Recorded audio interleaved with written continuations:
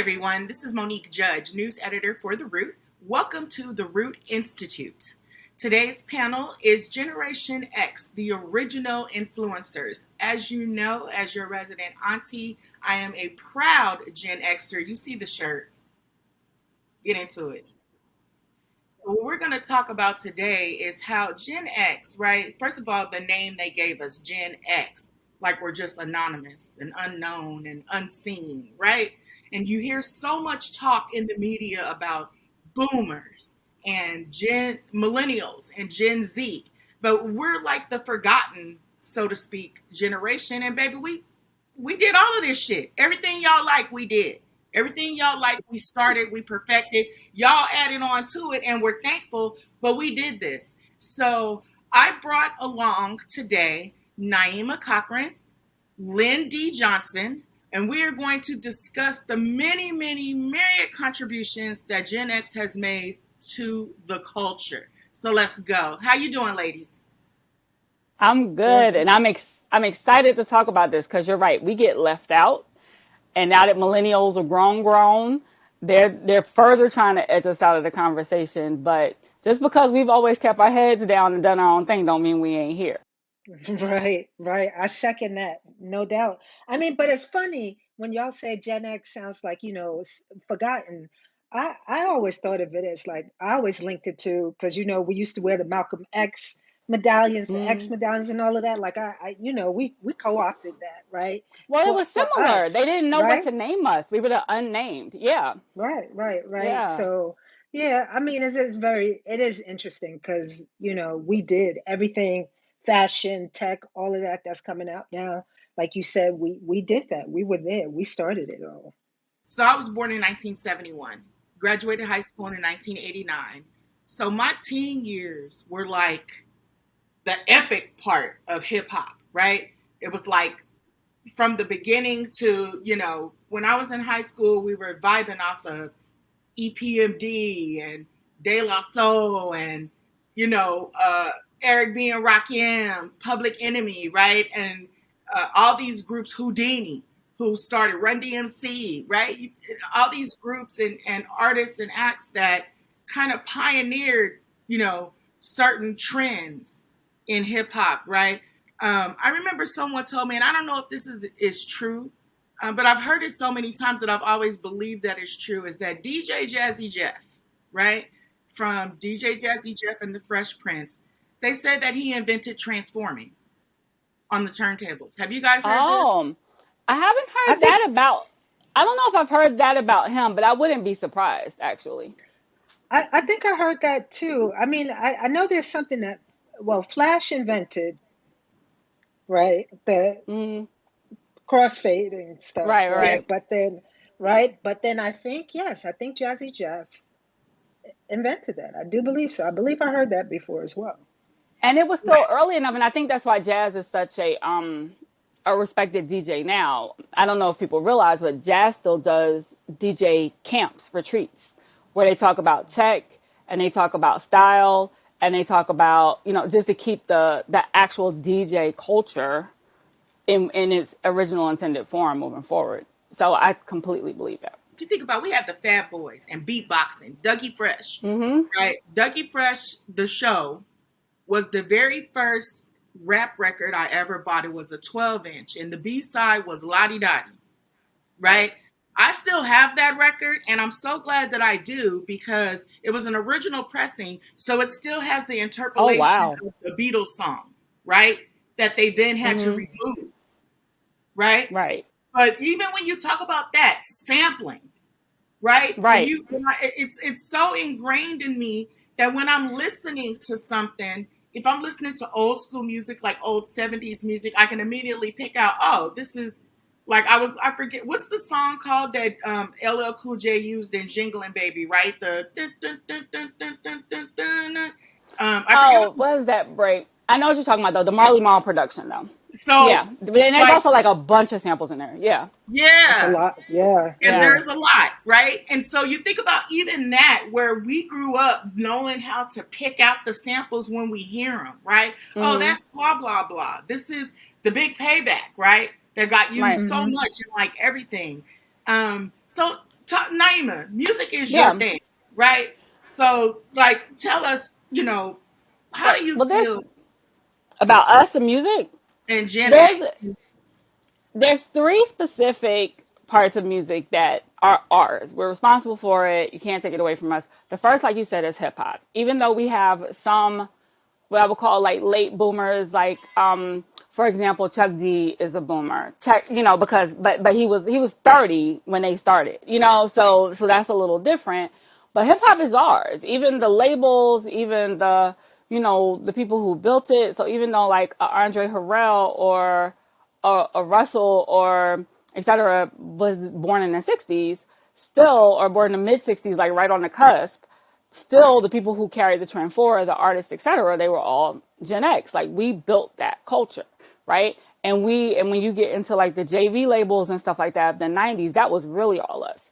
When you think about New Jack Swing, that was us. I mean, that like Teddy started like 17. Teddy's 50 something. He's in his early 50s still. So that was us, that whole culture. And so I was in high school I started high school the year after you left. I was in high school from 89 to 93. I was born in 76, but I skipped a grade. But that was that New Jack Swing era and that first conscious hip hop era. And the native tongues, La, Tribe, De La, had just all come out. And it was also like the emergence of the New Jack Swing era. And I'm graduating just as we're going into hip hop soul, and that was college for me. So everything that I identify with my youth culture is that, right? It's not just that hip hop and music era. It's also Living Single and In Living Color and Martin and New York Undercover. It's also Strictly Business and New Jack City and Boys and Head. Like all of that was us. That was Yeah. all us, right? So and not even just when you're talking about Black Gen Xers. You look Buffy, friggin' 90210. You know what I mean? Like you look across the board, everything that was moving at that moment was us. And I feel like there's this thought that like youth culture didn't exist with us, but we like stamped it, commodified us. Our parents, the boomers, were the first people to be teenagers as we understand it now. But when it came to us, we just took it because we were just out here. Like we were just out here doing whatever we wanted to do. We had no babysitters. We were home. We were the generation of latchkey kids. We were walking to school, walking from home, going wherever, over whomever's house, neighborhood people maybe looking out the window. We was taking bikes, going on adventures, whatever, right? So we really just created things out of whole cloth and just, influenced everything, like you said. Yeah. Yeah. I feel like even with all of that, right, with all the contributions to like music and television and movies, because you named them off, honey, and I feel like, especially for me coming from LA, movies like Boys in the Hood, Menace to Society, that were depicting basically what I watched as a teenager, right? You think about what John Singleton did with the television show Snowfall. I remember Mm-hmm. all of that. Right. Okay, I remember Right. the first time I saw crack. Like Right. I like you no, seriously, like you remember stuff like that because Right. it makes an imprint. And you think about how we grew up in that watching, we knew what crackheads were. We would call Right. people crackheads and stuff like that There, if there they were all those drug movies too, right? Like the Sugar Hill and all of that. Like yeah, the stuff that was going down in New York and Harlem and all of that, and how Right. how hip hop yeah, and the drug culture came up together, right? Yeah. I So mean, yeah, they're inextricably linked, and you can't talk about one without the other. You can't talk about us without both. Like you can't talk right, about Gen X without talking about the crack era, especially not Black Gen X, right? And you right, can't talk about early hip hop without talking about the crack era right. because not only did it influence the content, but there were also a lot of street dudes who use hip hop to go legit, to watch Yes. their money, to support acts, to finance artists, to help invest in their careers. And that's something that we don't talk about as much. Like you hear rumors of people like the Haitian Jacks and stuff like that. But like these were real dudes who were, yeah, killers, but also like help put a lot of your favorite artists on the low.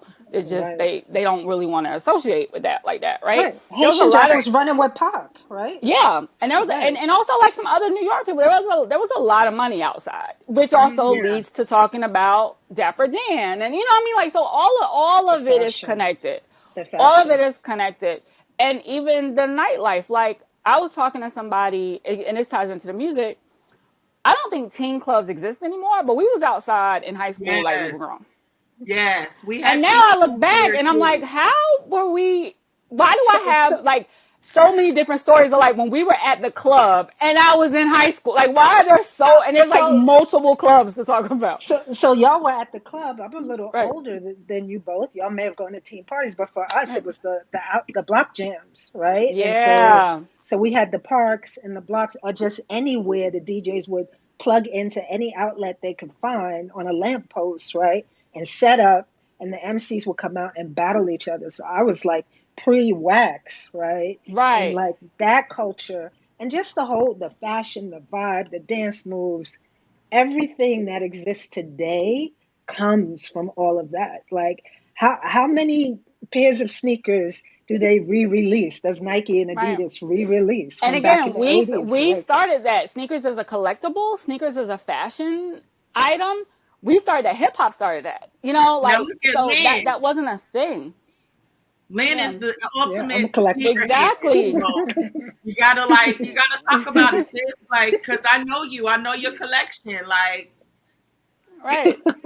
So yeah, no, I mean, what you had happening there in the '80s was you had Nike and Adidas starting to collab with athletes, right? They started in the late '70s, but it didn't like really gel until Nike got that deal with Jordan, right? Mm-hmm. Nike with Jordan, and then Adidas would Run DMC, right? Right. Like, because we hip hop, we wear our fashion the way we do, and then Right. the culture catches on later, right?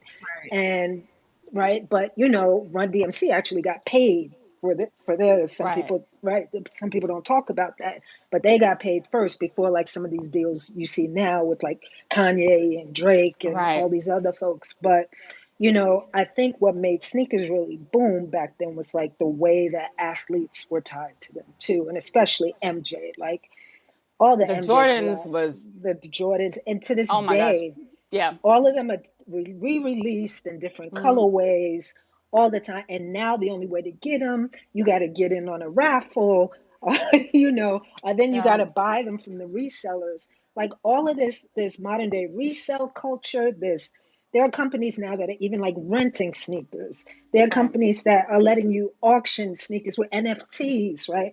None of this would have existed had we not put the stamp down with, our fashion, our style, and the athletes and the music artists that came out of the '80s as well, right? Yeah, we kind of created. I hate the term streetwear now because people don't use it properly. Right. But what it really came from was, the b boys, b girls, and the street cats, and adapting their style into fashion. So, like Lynn said, it was them cementing deals with the athletes. Where because we were only in like the second generation of a real superstar athlete like that, and with all of us, idolizing Jordan, and I had a Bo Jackson poster on my wall. I wanted those. I still want those orange and blue Bo Jacksons so bad. Them boys is still like $400. So I can't bring myself to buy it just yet. But but I want them because I know I'll never wear them. But doing it was also like the tie-in of the music, the visuals, all these worlds, sports, music, Oh, MTV. entertainment and TV and fashion. So like when Spike Lee was doing the Mars commercials Yeah. with Jordan.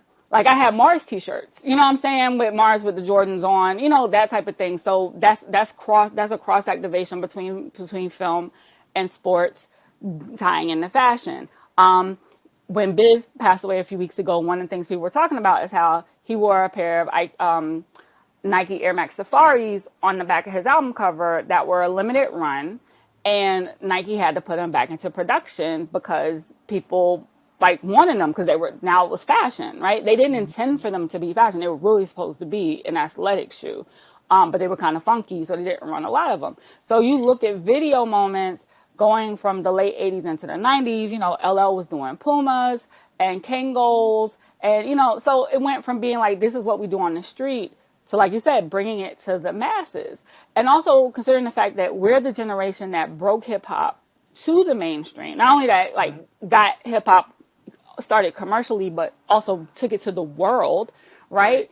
We also had to get some credit for that. So yeah, granted, we had we're not considered the digital age. That's considered the millennials, but we were like the Right. multimedia age, right? We had video games in house. We Right. had VCRs. We had, our personal Game Walkmans, consoles. Discmans, Yeah. cassette tapes. We saw CDs come in. Again, the movies, all of it, like all of that started around that. So it just gave us so much room to create Right. and imagine and visualize. Right, right, definitely. I'm glad that you brought in like that. We're not so much the digital age, right? But the 80s was like the birth of the internet, right? Right. Prior to the 80s, computers could not talk to one another in a way, right? Unless it was a local area network, LAN, we used to Right. call them. Now, right? Unless you had that, TCP IP for computers to be able to talk over TCP IP. I'm getting into my blurred space here, sorry. Right. But I was in high school coding on a Commodore 64, coding basic, and like that was like it wasn't that it was unexpected. It was like you play games, you code, right? They Yeah. went hand in hand. And that's what's happening with the kids today with the Roblox or the Minecraft, right? They play the game, they code. Um, but we that came out in the 80s, and though it may not have been as many black folks in the space, there were enough because I know later a lot of folks who came out of that started a lot of those digital companies that we talk about in the early aughts that were also collaborations with hip hop. Like Russell Simmons had that 360 hip hop, right? Right. But a lot of those kids, those cats, I should say kids because they're like my era, a lot of them that came into that, those were the gamers from the 80s. They were starting the program in the 80s. They were into hip hop heavily in the 80s.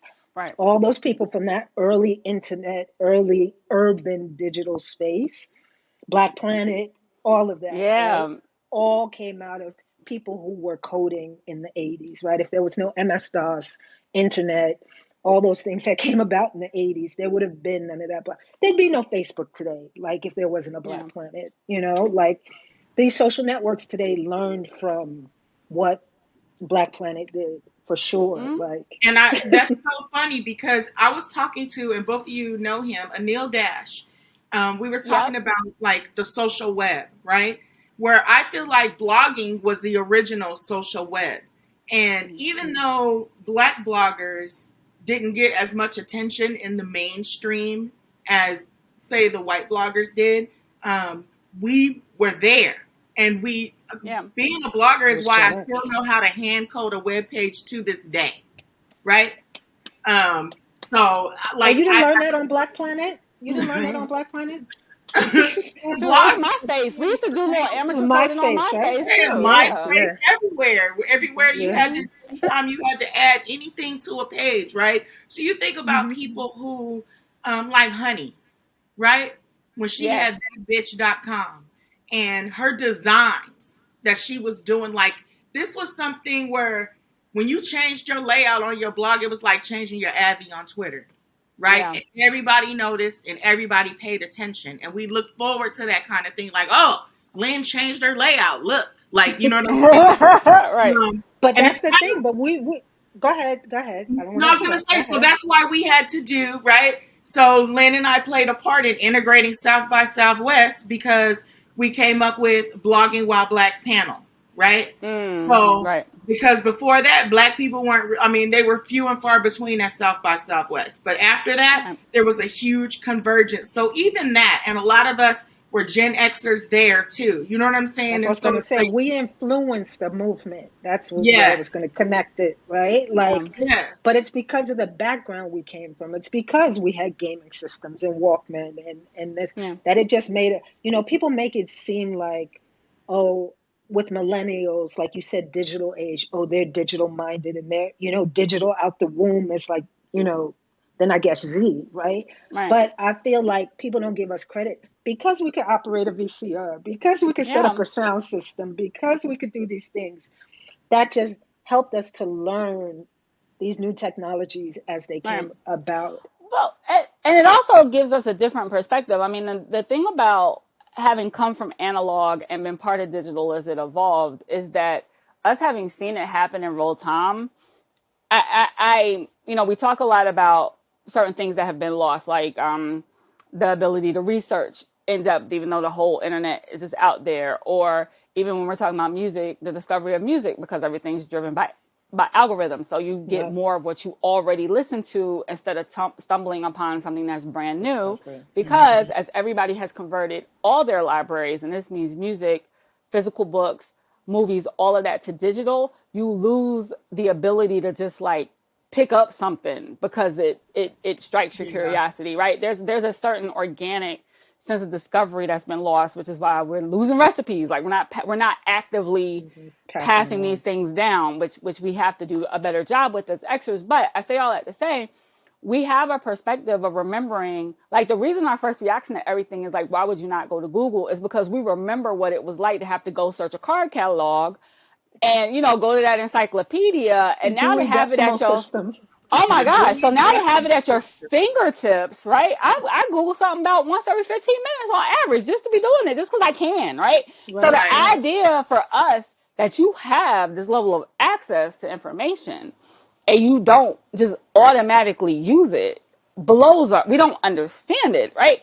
My There's so many my things that because we my did it, daughter yeah. asks me questions every day that I'm like, why are you asking me? You're a Right, millennial. Look it up, right? Like that's all I'm gonna do. That's all I'm right, gonna do, right? Yeah, to your point. right. That's all we do. But I wanted to go back to Monique and Lynn, what you guys were saying about the bloggers. One thing I noticed about Black Twitter was the reason Black Twitter became a cohesive unit so early is because there was a Black blogger community that came onto the platform. A lot Right, of y'all knew each other. right. Yeah. There was the Black blogger community, and then there was the IC. What was the chat room? IC? Was it IC? Was that what it was called? There was another chat room that people used to talk about, or a chat platform. I want to say it was the IC or something like that. I don't know. But even though, like you said, they didn't get the mainstream recognition, you all were always a very tight knit community. Everybody knew Yeah. everybody. Everybody knew everybody's thing. And even now, you'll see people say like, "Oh, we met on such and such's blog," or "We used to be on blah blah blah." And there's a whole OK Player community of people from Yeah. the OK Player chat rooms and stuff like that. So I think that again, this is a space in which us being early to the party in a way that was overlooked has still pushed other things forward, Right. because you get on Twitter and all these people already know each other. So now we end up with this micro community within a larger community that becomes Black Twitter, and Right. that already has like kind of like a built-in rapport existing that it grows from. Mo, one thing I really want to emphasize though is that with digital, with Twitter, with Instagram, with Snapchat, with now TikTok, everybody talks about like the creativity of black people, right? And the way that Black creators find things to do. And granted, like our kids are definitely like forward thinking and they're innovative. But the thing about us that I 100% think we do not get enough credit for, I call us the MacGyver generation, Oh, for because sure. it was Definitely. very much like, I got no money, there's no adults around, but I want to do X, Y, Z. I'm gonna just figure it out, right? Right. And like would make all kinds of shit happen that would out of nothing, and would just, again, we were solution oriented. So it wasn't like, who do I need to ask to get this done? It was just, how can I get this done? And if there were rules in place, it was like, how can I get this done and go around the Run the rules? And I rules. think that Right. some generations don't understand that about us. They take it as a certain amount of complacency or apathy, when it's really more like, now we're just going to work around what's there. Now, that, I'm not saying that always works. There are some things to learn from younger generations, but that's one of the things I think is great about our work in music and tech and everything, because we weren't really trying to think about what's already in place. We were just like, okay, so it was like move fast, break things, but without breaking things. It was more just like move fast and figure things out. Oh, We're we gonna were the figure it out. agile. We started the agile movement. There you go. Yeah, like we Yeah. were gonna figure it out. We were going to, we were the first generation to really create like these alternative careers, because we weren't necessarily Right. trying to go into a company for 20 Right. years like our Right. parents did and work all day and not be home and leave our kids home, right? Right. So we were going into these different kinds of jobs. We would pursue our creative pursuits, I think, more than our parents did. But we were very much a generation like, A, we're gonna figure it out. B, we were super resourceful because our parents and our grandparents were the Great Depression generation. That's where all that trash bags, Ziploc bags, nothing goes to waste, mason jars, butter tubs with everything but butter in it, cookie cans with everything but cookies in it. Like, we were green before it was green. So we learned how to just take things that had one use and figure out another use. We learned to use scraps, leftovers, hand-me-downs. Like, so on all fronts, we were really just out here trying to say, okay, I got these 3 things and I want to make this thing, or I have this time and these resources and I want to make this happen. You call up your friends, you do this, you have a yard sale, you wash your car, like whatever, you figure it out. And that was our whole mentality in our job. And that is, but we would just do it and not necessarily talk about it, just do it. Because we also, we don't believe in dry snitching. So we would just do it. So now the reason I think we get left out of so many conversations about innovation is because we were just doing it. Like, we were just making it happen. And we didn't then go around and put a sign on and say that we did this, right? Right. And to your point, politically as well, I remember like people complaining about being all these think pieces about post-civil rights babies, right? And about how we were apathetic and we weren't, but it's to your point, it's because we were moving in silence, right? So to speak, right? We didn't announce, hey, I'm working on this cause, I'm doing this thing, we just got it done, right? And so they weren't and we articles. wanted movements like the Stop the Violence movement, the police brutality was a thing, but also it also goes, I remember a lot of what we were dealing with as teenagers and young adults. By the time we got to adulthood, we were tired because our friends had been killed by drive-bys, right? We had other friends who had, I had a gang of people I knew who were pregnant in college. Like, teen pregnancy was like the big, issue then. The beginning of the AIDS crisis, right? Just as we're coming into age to start having sex. And then, and also like us having those early conversations about getting pulled over by cops and stomped out and watching the Rodney King trial and, everything that you're seeing depicted in movies. So we were exhausted. But also, as the first generation out of civil rights, it is a form of respectability, but it was like our parents and grandparents were like, okay, we did all of this so you can have access to these things.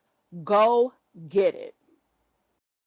That was the complaint, though, about us, was that we were materialistic and all we cared about was getting the bag, right? Wasn't calling it the bag back then, but that was like the argument about us. But like you said, that was the directive as well. Yeah. Okay, we did it so you could have more than I could have, right?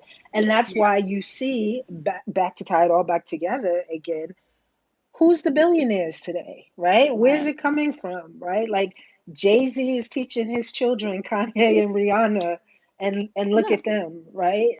And what we were taught about the collective, it definitely wasn't an anti-capitalism. I'm not gonna front. I'm capitalistic as hell. I was raised that way. But it was more like, get on and bring your people with you. Bring people with you. Right. Get on and bring your people with you. It wasn't just get all you can get. It was get all you can get and bring your people with you.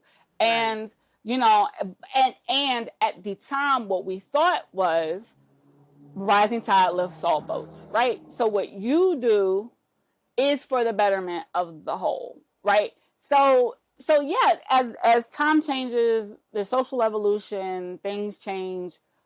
Our thinking has had to adjust, but I really don't think, because I said it on Twitter, like the Gen X year starts the year in 1968, which is technically considered like the end of the first civil rights movement. So we were the first generation that was completely, if you want to call it, free in theory, right? Of racial restrictions, etc.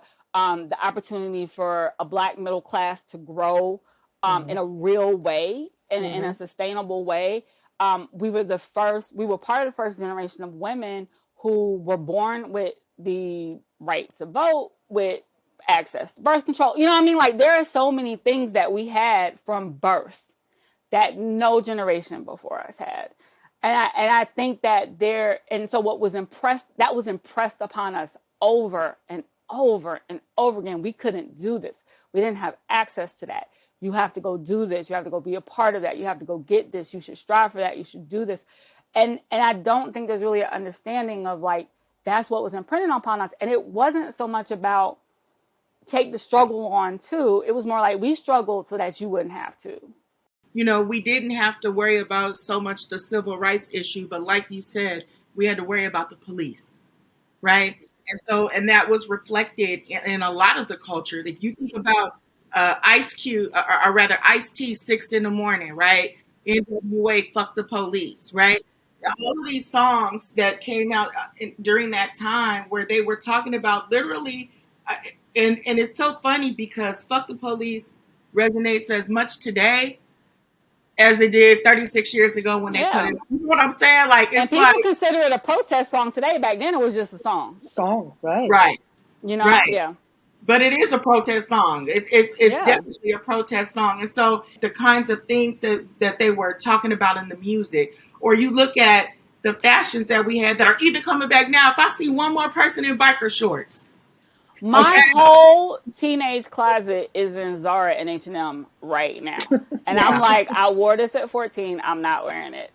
I'm not wearing it again. Biker shorts, girl. I can't even imagine. And we touched on Dapper Dan a little bit, but we didn't even touch on that whole thing about why gold chains and designer labels was such a thing for us. It was like, to the point you made, was like we were starting to have money, we were starting to have wealth, and that these names and these chains is what we associated with wealth. Like we had to show status symbol. Exactly. It needed to be visible. It needed to be a visible display. And especially because, and I know now, people be on Twitter like, white people be so wealthy and they don't spend whatever. I'm just saying, you were also talking about young people with money, right? So young people with money, it was like, yes, I need a logo. I need you to know what this is so that you recognize, right?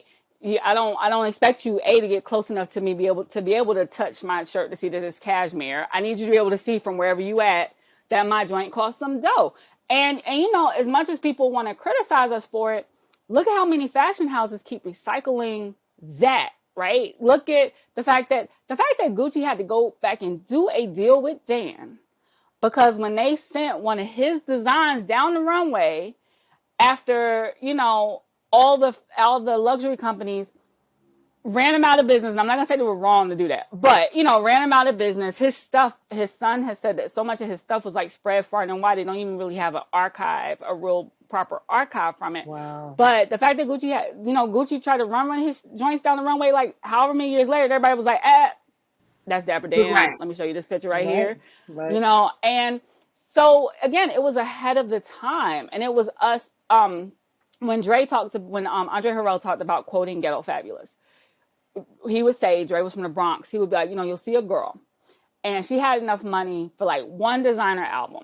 One designer item. Maybe it was a bag, maybe it was a belt, maybe it was some shoes, but you're going to build a whole outfit around that item. So we were like, that's high low before high low was a thing, right? So it's like, you're going to make that your focal point. And you're going to make sure that shines and that everything else supports that. And now people are like, oh, that's new money or y'all know how to be. But actually, yes, that's what all of this came from. Like customizing sneakers and jackets and clothes came from the fact that you could only afford this one thing, but you wanted to look different than everybody else's on the block. So you customized your joint. You drew on it. You put graffiti on it. You styled it. You ripped it.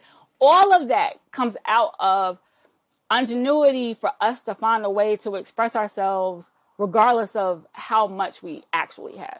So when you look at all of these things that we did, right, and now you see these younger generations doing these same kind of things, I'm always like, it reminds me of how like my mom would always tell me, girl, ain't nothing new. We did that too. Right. Like, you know what I'm saying?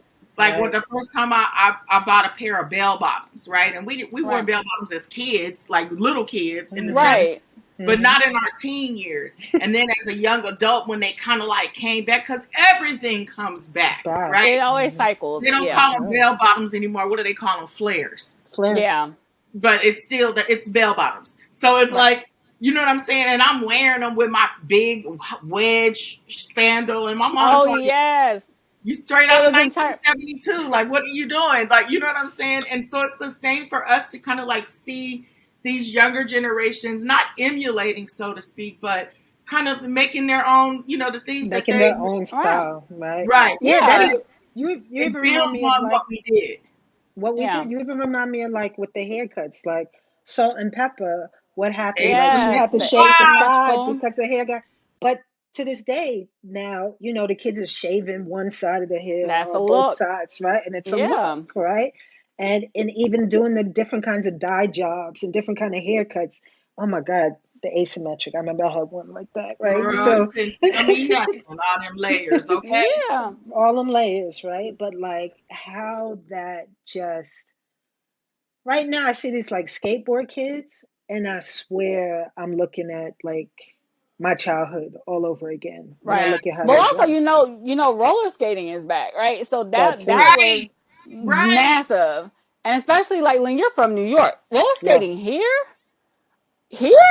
like that was the club.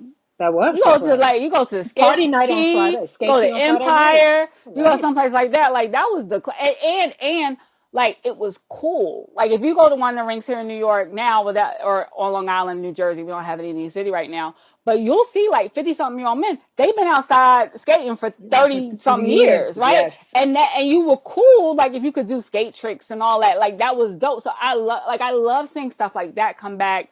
I think that we had a sense of fun that went away for a little while, right? There was a Yeah. very carefree aspect Oh because my we were the last God. generation to play outside, right? Like, Oh my God. like 20-year-olds, they don't have no scars. I'm like, well, how you don't have Oh no my scars? Because God. they don't haven't jumped out any trees. But we danced, obviously, right? Right. And the coolest guys were the ones who could dance, like dance for real. Like those Right. ones who could pull. We had our routines ready to go. We roller skated. We did flips and cartwheels. We jumped double. Well, people jump double. I still can't jump double dutch, but people jump double dutch. But that's We played games, and that's been. But again, I say this is partially our fault because as the nature of childhood has changed, we have failed to we didn't pass things make along. sure those things are Man, passed along. Yeah, you and don't you You know? just even see reminded kids me of playing two jacks person. no more. You Yeah, play oh, jacks? jacks. Yeah, You remember? No, yeah, I did play it. You remind me of two yeah. personal stories though. Like one, my 12-year-old son. Every time I talk about my childhood, or show him places I've been or things I've done, he was like, "Oh my God, your childhood sounds so much fun." He was like, That was "Kids wild my day." fun. He was like, "Kids my days, all they want to do is sit in front of their computer or their gaming system." Right? Mm. That's the one thing. The other thing is whenever we have a family function, the young ones wait for Auntie Lynn because they want to have a dance battle with Auntie Oh, Lynn, I right? It's love like that. I love that. because, Lynn but is it's definitely because the dancer. we Right. grew up. We grew up like, Listen, you had and them on ready. You had the dance yeah, routines on ready. I still know yes, a couple of my dance routines from high Me school. You had too. them on ready. You had to. That's what you did. I was listening to my little, what I call my little high school playlist the other day. So I'm listening to like Jodeci and I'm thinking like this is the equivalent of my mom listening to Motown like when I was in high school, which hmm still is like a shock to my system, right? Like, wow, Right. this is really what we These are consider the not just like oldies. just old, but like old, right? And so I am loving seeing like kind of the reach back. I just feel like there needs to be more context around it for them to really understand what it was all born out of and that it wasn't just the music, like there was a full culture. We're a bridge generation. We were one of the last generations when like the family elders were still around wow, and like there was a big mama's house, like a hmm home hmm house where everybody right, went to. Because what would happen is like, so the boomers were the first generation who were able to like family plan, right? So we got only kids, we only got two kids, we only got, so instead of going from a family of like all these people, families getting smaller, people are starting to be in their own like self-contained units, they're moving and spreading out. So right, there's no longer like, you don't necessarily have a family reunion with like 150 right. people. I think we were just exposed to a lot more. Kids don't watch, like we were watching Nick at Night or we were watching TV and syndication because we had limited options for what to watch. They have so many more options. They don't have Watches. to watch this old stuff. They don't They have don't. to watch, They don't even what watch we were watching. TV. They're They not Right? They don't. don't watching watch network anything TV. TV. Right. But we were watching reruns. We were watching whatever movies came on. We were watching whatever, I remember when I got home from school, cartoons would be on. And then like Andy Griffith and Happy Days will be on, something like that. You know what I mean? You just watched Little it because House there was on the nothing else to Prairie. watch. Little House on the Prairie. Yeah. You Brady watched it because Bunch. there was nothing else to watch. And then Right. with Nick at Night, you will watch it again because there was limited options. And now that's the other thing. There are so many options. You got to steer them in the direction that you want them to go. And also, our content from our teenage years, young adult years, is so much stronger than our parents was at our age that a lot of friends have said to me that they haven't felt comfortable sharing it with their kids in the same way, right? Because again, our high school music is hip hop, right? And some of it is NWA, and it's it's But do you like hear? all, But do you hear the music today? yeah, Do you Right. hear I the Well, do, music and we today? I said like do, we thought Two Live Crew was bad, right, right? But I mean, they, at least like in our day, I feel like they was kind of hinting around it or whatever. Now it's just like, nah, girl, give me that pussy, and it's like, whoa, Right. And Throat Baby, like that, yeah. that one. girl, You heard I that I one, talked right? mean, about that Throat Baby song because I'm right, like, seriously? Like, Right. especially when you think about this, right? Which I'm all for, express yourself however you want. I believe in that firmly. So let me mm-hmm. just preface this by saying that I'm not mad that y'all made the Throat Baby song. I'm not either. But where Right. I kind of raise an eyebrow is y'all was so up in arms about Megan and Cardi. About About WAP, WAP. Right. Do you yeah, Right. understand? Y'all was so upset about WAP, but here is a whole song about swallowing. right, Like, you understand? Nobody said shit. I didn't even know about the song until my younger cousin told me. And then she right, showed me the right. video, and I was like, I mean, and even Yeah, I the just saw people talking about it. I video. didn't actually listen. Yeah, Oh, Oh, I girl, the listened. video is, I listened and watched. and I'm just like, oh my God. And I don't want to be one of those olds that's like, you know what I'm saying? But it's right. like, Jesus Christ. Well, You know, what I did concede to some people is that listen, it's so funny because when right, Bobby Brown and Keith Sweat had their verses, right?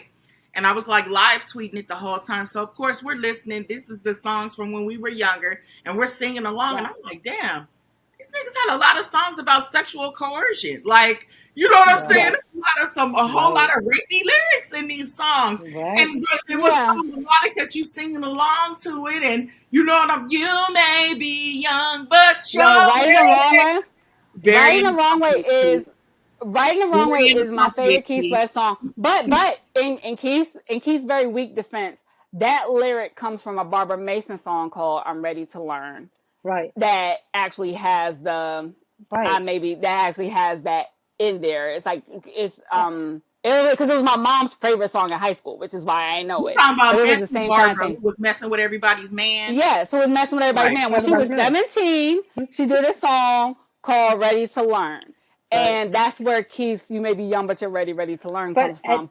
right. And I was gonna say some, like I remember growing up saying, "Oh, the songs in the '70s weren't as bad as the songs in the Oh, the '80s," songs in the but 70s were, they were they're just the terrible. innuendo was really heavy. Right. Like you Yes. had to kind of translate, Right. but the innuendo was really heavy in the Heavy. 70s, for It sure. was. Yeah. It was. So when we look back at all the different things that came from our culture, the things that we're still seeing now, the things that we're still into, that you know what I'm saying? Because I'm gonna still eat a big dill pickle from the liquor store, right? So Like I'm ghetto. still. You still gonna buy quarter I don't water? even give a Right. damn. You still I buy don't even quarter give a waters? damn. I'm gonna No. definitely sprinkle some grape Kool-Aid on top of it when I'm eating it. Like, you know what I'm Ghetto. saying? Right. So Ghetto. when you I've when never you done look that. at I all of already know. I mean, I know this factually, but I would know if I didn't know that Mo was fighting back in the day. Like, you know that just from that fact. Yeah, you could tell. when I was You could tell. fighting, Yeah. That you were fighting back in the day. fighting. You putting grease on your face. Come on. You definitely were Vaseline on scrapping. your face. Make sure your hands are scratched up. Right. You don't have any Right. scratches. But no, seriously. So when you look back at all of this, right, to just pull it all together, what would you say is your biggest takeaway, as far as like, so we're Gen X, we're now the elders. Oh my God. Right. Yeah, We're the we are. elders. We the are elders. though. And Yeah. so if there's anything that you could take from all that we brought forth, right? Mm. Just hand it to these younger generations and tell them, take this and do Right. with it what you will. What would that one thing be? And I'm going to start with you, Naima. The thing about Gen X is that for one, we're the smallest generation. And so the fact that we were the smallest generation, the first generation of intentional only children, the first generation of planned and intentional divorce, lets you know almost everything you need to know about how we move. We can be very insular, and but we're also very fierce, right? Because we did have to do so much on our own, and so we are very much like just we are the just do it generation. That's actually what I would Just say. do Like, I it. know that was the Just Nike do it. slogan or whatever, but that's because that's what we were. It was very Right. much like, don't talk about it, be about it. Like, we were that generation. So what I find is that younger millennials, and more so than Gen Zers, because they have a lot of our kind of snark and whatever. They like to talk about stuff, and they take our unwillingness to have these very long conversations and plans about things as dismissal. But what it is frustration, because we're very much about like when we're going to get to the action of it. And I think if you understand that about us, you understand us a little bit better. Like, we're not really, yes, we can talk about things to a certain extent, but we're not really trying to have whole ass diatribes and powwows. And we need to learn maybe a little bit to have more dialogue. But we're like, what are we doing? What are we gonna do? What's the point? Cut to the chase. Like, we're those people. Can we get to it, please? What's the point?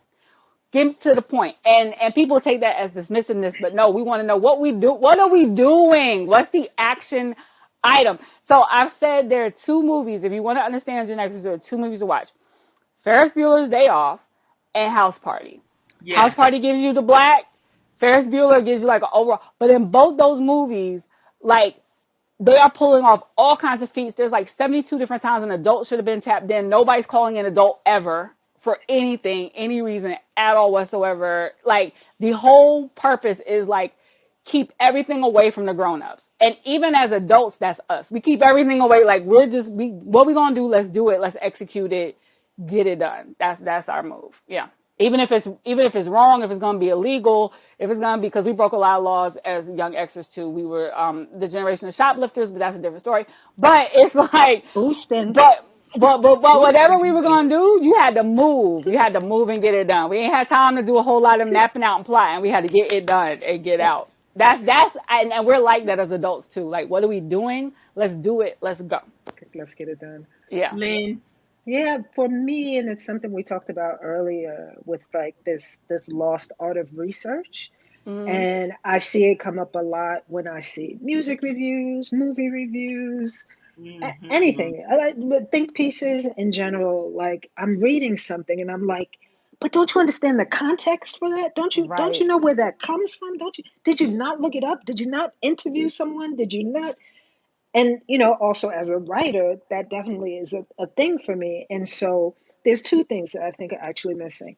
It's the art of research that young people need to learn, but I think it's also again, the older folks passing the knowledge down. I think we're Yeah. not doing enough because we are still so busy making it happen, right? Mm-hmm. That we're not taking the time to translate some of that knowledge, right? To like, I saw some reviews of Nas's album, and Oh Lord.